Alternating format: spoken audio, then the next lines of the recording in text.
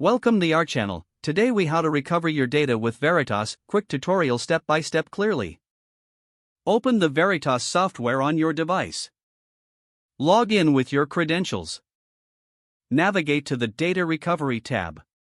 Select the type of data you wish to recover. Choose the recovery option that suits your needs.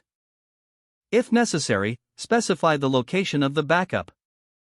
Click on Search to find available backups. Review the list of data that can be recovered. Select the items you want to restore. Choose the destination for the restored data. Click on the Recover button to initiate the process. Monitor the progress bar to see the recovery status. Once complete, check the destination folder to ensure all data is restored.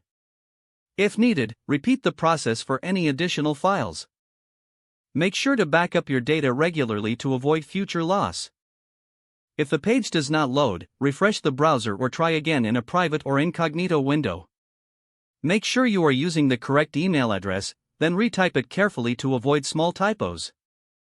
If your password is not accepted, use the reset option and create a new strong password you can remember. Check your spam folder for verification or security emails, then complete any requested confirmation steps.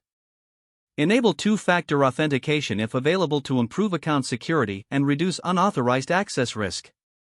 After signing in, review your profile details so your contact information and settings are accurate and current.